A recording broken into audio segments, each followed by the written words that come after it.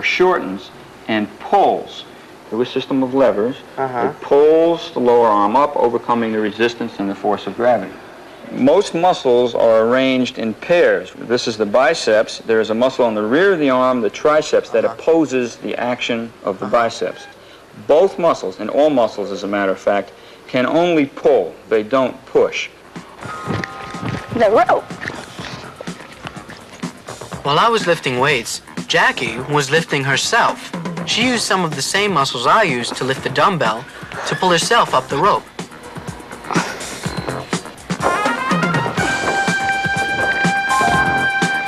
The stronger your muscles are, the more force you can exert with them. The cadets at West Point increase their strength with exercise.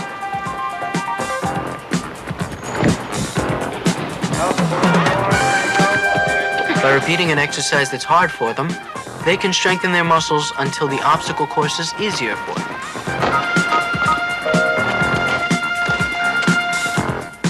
Hey, how am I doing? Hey, not bad, but pull in harder with your arms and lift your knees. Now go. Okay. Everyone works out at West Point, alone or in a group. And though they can't use weights until they're teenagers, even the kids whose parents work here are in training. I asked Dr. Calkins about the differences in exercises.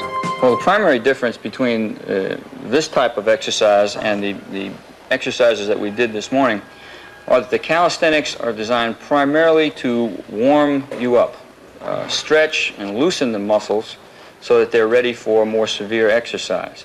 When you do calisthenics, the resistance is your own body weight.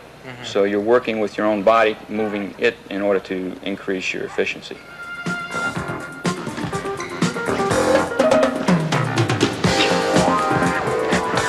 Jackie, you're doing a good job on the lower body obstacles. You got to work more on the upper body obstacles, work on the arm development, and then you're doing a good job.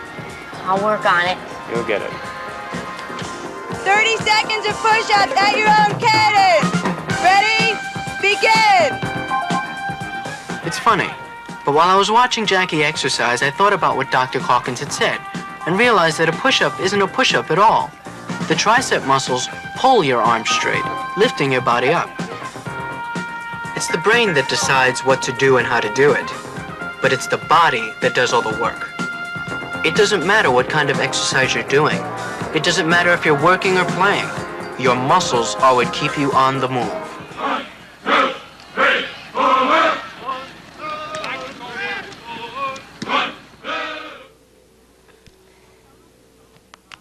For total control of your body, you have to keep it in training.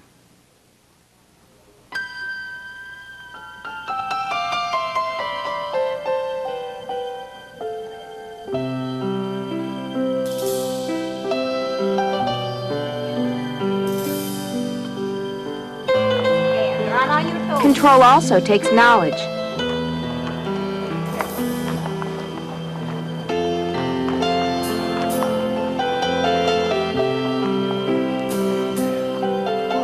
Knowing how your body works.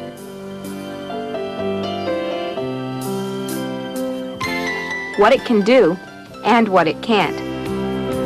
Okay, Jenna, hold your arms up.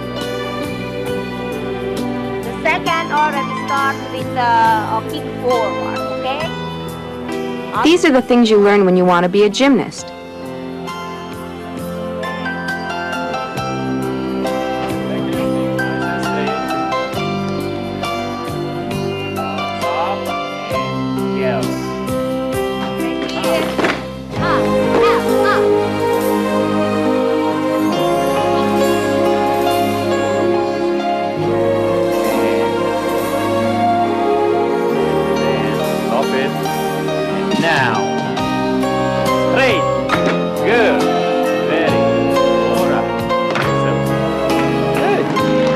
Good one. 4. Okay, good, good. Very good. Oh.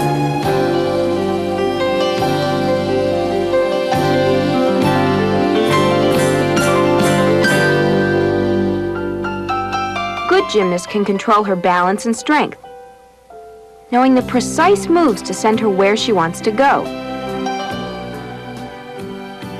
the way she wants to go.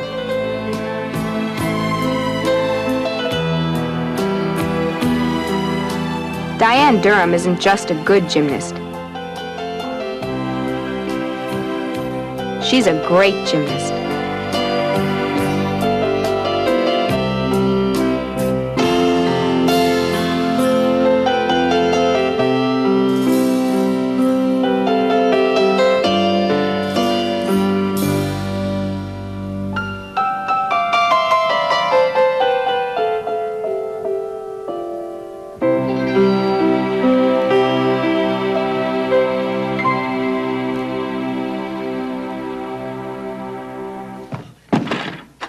Diane trades almost 4 hours a day of practice for strength, speed, and agility. She got a lot of body strength and physical and psychological ability. That means self-confidence, self-control.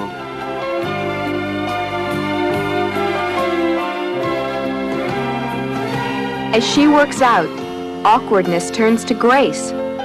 What seems impossible at first becomes easy.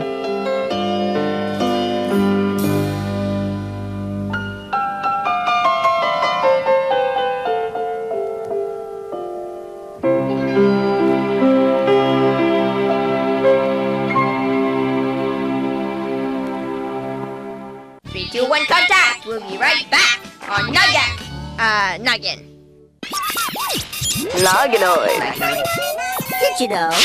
Mr. Hooper didn't have a first name until the episode where he received his GED. Hooper. On his diploma, he became Harold Hooper. Harold. Nogginoid. What happens when Noggin takes Pete, who lives in the Mojave Desert in California, and Sarah, who lives on a 40-foot sailboat in St. Thomas, and switches their lives? Find out next Monday in A Walk in Your Shoes. There are no scripts, no actors, just real people and real-life stories. Check out the Switchies online journals at Noggin.com, and while you're there, take the Walk Challenge. A Walk in Your Shoes, made by Noggin for you. Next Monday at 8 p.m. Eastern and Pacific on Noggin. Okay, here's the rest of 3, 2, 1, contact on Noggin. Oh yeah, it's Noggin-y.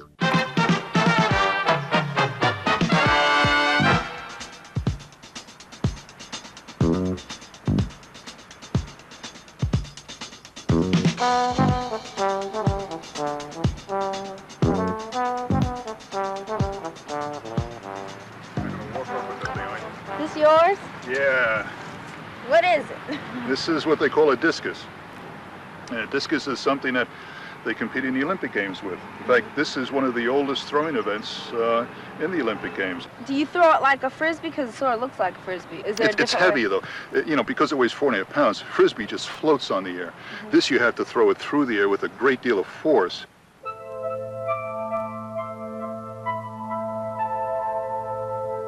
In the throw itself, you build up as much force as possible. You transfer it to the discus at one precise moment, and all of that energy takes over in the flight.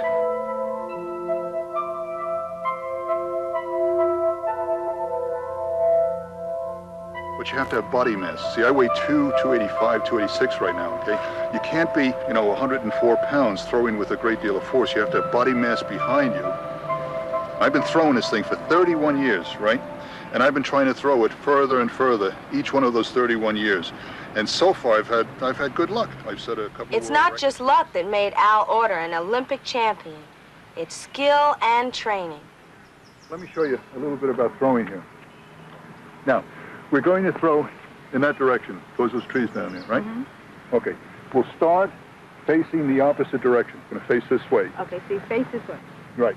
Now, the whole idea with the discus is one of turning. We're going to go through about a revolution and a half, revolution and 3/4, something like that. You're right-handed? Yes. Okay, discus in your right hand. You swing it back once. Okay, kind of look in the direction of your throw. You look up towards the throw. Okay. Okay, now it's the first movement is towards the center of the ring, in here. Good. Here's where the throw really takes place, okay? You started out with a fairly slow turn. You're accelerating, you're moving very quickly now, okay? You jam the left foot into the ground, and you twist, and you fire it all at the same time. But nobody was there.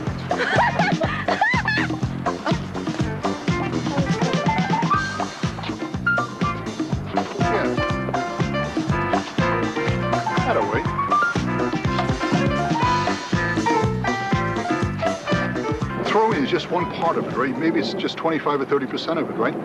We have to put a lot of time in the gym. We have to get as strong as we possibly can. We have to pay attention to nutrition, to rest. What is perhaps the newest innovation in this whole thing is computer analysis of the throw. A fellow by the name of Gideon Ariel out in Coto de Caz in California has developed some programs where he can measure exactly what's going on in the execution of the throw. Here, Robin, we see Al Orter going across the circle. And you tell me where you think he left the discus. Where the discus left the head? There. Aha. That's what you think. And that's what I see too. That's what it looks like. Well, let me tell you. I think that your eyes don't see it correctly. But don't feel bad about it. Nobody can see the motion really accurate. Let's look back now. I'm going backward frame at a time. You thought the discus left there and still not there. Let's go more frame. It's still not there. And let's go even more frame. It's barely there, but still the hand doesn't touch the discus. Right. In fact, this was the last frame when the discus still was in touch with the hand. Well, if we cannot see things like this, how can we coach discus? In fact, if you tell me to help Al Orter to throw the discus and I would think that the discus left where you saw it and where I thought it left the hand, I would have to coach him different than know this information, that already the discus left the hand way, way too early.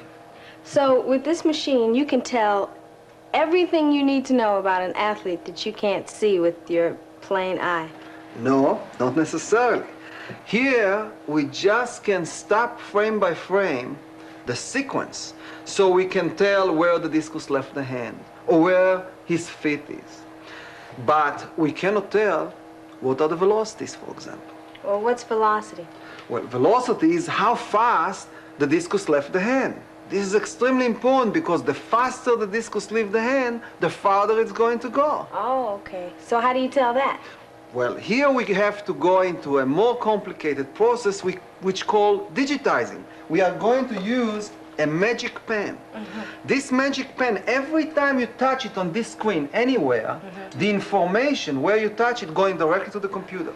Each joint we have to trace it. In fact, maybe you're going to trace Al Orter now. Here is the magic pen. And let's push first on the shoe, right here. Okay, right here. Point number one. And point number two will be the ankle joint, here. And then the knee? And the knee, that's correct. And let's push a little bit more to the middle. Oh, right. okay, there. And now we'll go to the hip around here. And then the next hip. And then the next knee.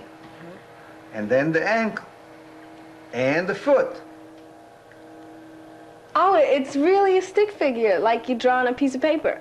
Well, it's even more sophisticated than that. You're pushing it here, and the computer is going to draw the stick figure there. In fact, look on Al Orter on the stick figure. He lost a little bit weight. Yeah, it's just like a real stick figure. Oh, okay, look, I can see his knees and where his feet touch the ground. And there's the discus, right? I know this little dot is a discus, but what's this little dot right here? I didn't do that. This is very important data here that the computer calculates for us, and this is the center of gravity. In fact, when we're looking on it now moving, you see the center of gravity going up, then it go a little bit down, and then abruptly going up again. He transfer all the force to the discus just before the release. Now we can look on it also in a multiple image, so we'll see very, very clearly what the center of gravity does. In fact, let's look on this dot and follow it. See wow. You can see it go up and a little bit down, and then... That's up. That's exactly what you want in the end to do, but you didn't want him to go so high in the beginning. So the center of gravity tells how much motion is taking place around it. Around the center of gravity. All the motion occur around the center of gravity. And Al Orter has a little mistake here. He starts low, is going up, is going down again, and is going up. It would be better for him to continuously go up to about here up and then abruptly to go up. That's the release. So it's not enough just to build up your muscles and practice every day. You need to know exactly where your feet are supposed to be, exactly where your arms are supposed to be, and know not to jump too high, and you have to make sure that the center of the gravity is going in the right direction. And this is only few of the things that you have to know. You have to know so many more things in order to be a world champion or a gold medalist in the Olympic Games. Oh, okay. Well, a computer, it's fascinating. It's new, I think, and it's going to be applied to a lot of sports from now on out. I started throwing things in grade school, And when I went into high school, I just started throwing shot put, I started throwing discus, okay? But I've been throwing this now, I guess, for about 31 years, and I still don't have it right. There are so many things with this technique, okay, that still confuse me, okay, that one of these days I'll get it right. Whenever there's trouble, we're there on the double with the Bloodhound Gang. If you've got the crime, we've got the time with the Bloodhound Gang.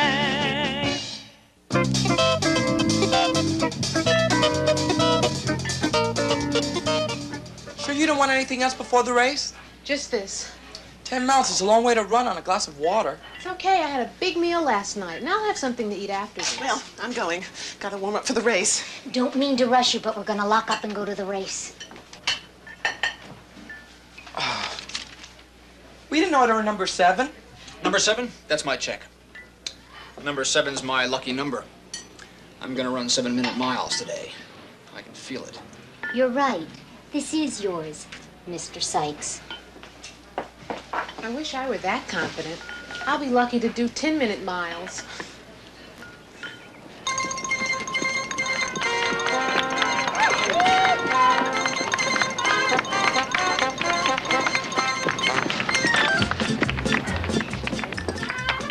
Hey, that guy was right about a 7-minute mile. Long way to go yet. That's Vicky's friend Cece, the one who invited her to be in the race. Some invitation. Hey, there's Vicky.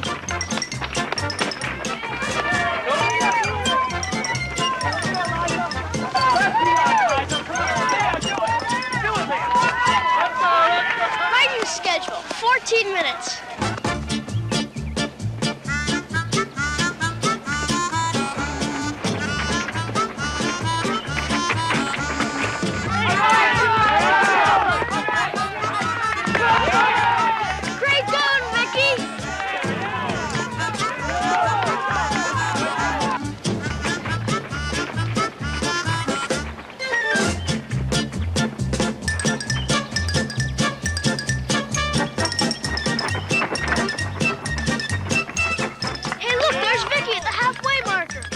What's her time? 43 minutes. Not bad. 5 miles in 43 minutes. It's an average of 1 mile every 8.6 minutes. Let's go.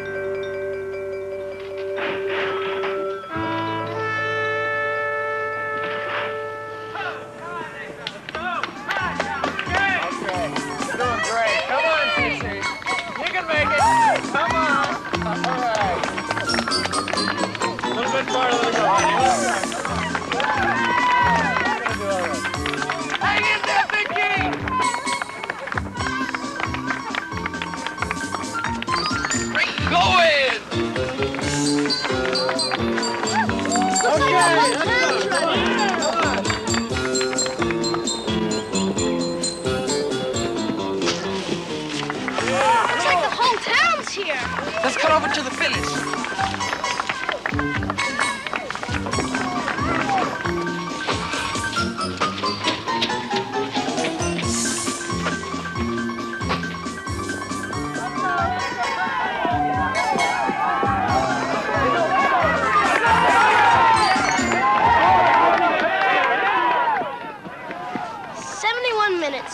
That guy really did it. 7-minute miles.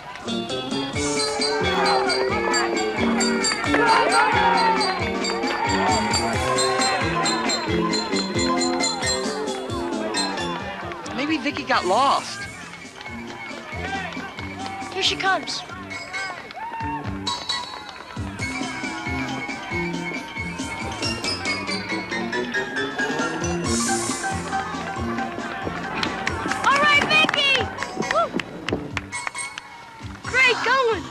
Yeah, you sure did a lot better than just finish. Oh, what? Your friend Cece. Super. It was no contest. She must be part jackrabbit. She finished so long ago, she's probably back at her shop dusting off antiques. She works hard. She runs every day. She's really great. And that guy from breakfast was right behind him. I never even saw him. He must have been way ahead of me. After the first couple of miles, I never even saw him. You feeling okay? Oh, yeah. I'm fine. Let's go. Hey, there's Cece.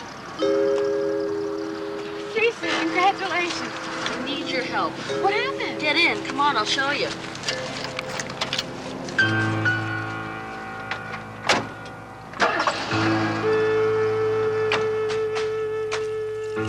See that? The sign? I noticed it the moment I got back to the shop. Noticed what? Someone flipped it over. I didn't bother. I knew the whole village would be at the race. Someone's gotten into my shop. What was stolen? A map. Just a map? A treasure map. Treasure? The map to Captain Kidd's buried treasure.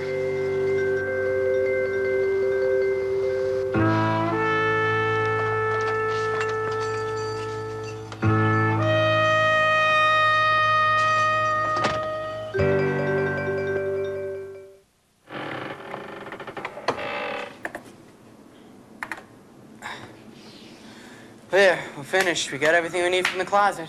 Yeah, the only problem is now that we found it, we're too tired to use it. Hey, we just need some lunch, that's all. And then while we eat, we can figure out a fitness program. Just let me print up a copy of the inventory, okay? Boy, we sure got a lot in there, didn't we? Yeah. Oh, we're gonna be waiting all day for that thing. You're right. Let's go. I'm bushed. I'm hungry.